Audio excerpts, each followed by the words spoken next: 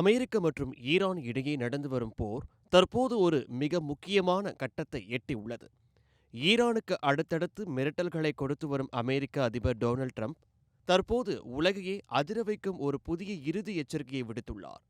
நாட்டு மக்களிடம் நேரலையில் உரையாற்றிய அதிபர் ட்ரம்ப் அடுத்த 2 அல்லது 3 வாரங்களுக்குள் இந்த போர் முற்றிலுமாக முடிவுக்கு வரும் என திட்டவட்டமாக தெரிவித்துள்ளார்.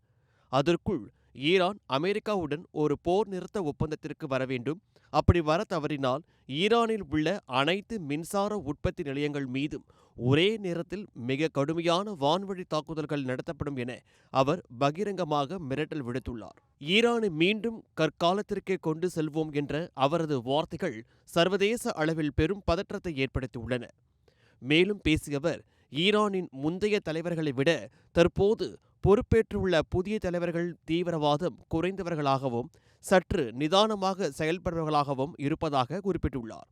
ஈரானின் எண்ணெய் வயல்களை அமெரிக்க இராணுவம் நினைத்தால் ஒரே நிமிடத்தில் அழித்திருக்க முடியும். ஆனால் அவர்கள் போர் முடிந்து மீண்டும் உயிர் வாழ்வதற்கான ஒரு சிறிய வாய்ப்பை வழங்குவதற்காகவே அதனை இன்னும் நாங்கள் தாக்கவில்லை என்றும் ட்ரம்ப் வெளிப்படையாக கூறியுள்ளார்.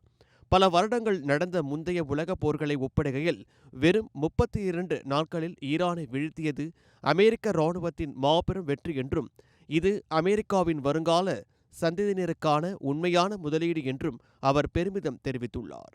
ஆனால் ட்ரம்பின் இந்த பேச்சுக்கு ஈரான் தரப்பில் கடும் கண்டனம் தெரிவிக்கப்பட்டுள்ளது. அமெரிக்காவின் கோரிக்கைகள் முற்றிலும் பகுத்தறிவற்றவை என்றும் போர் நிறுத்தம் தொடர்பாக அமெரிக்காவுடன் எந்தவித நேரடி பேச்சுவார்த்தையும் நடைபெறவில்லை என்றும் ஈரான் திட்டவட்டமாக மறுத்துள்ளது.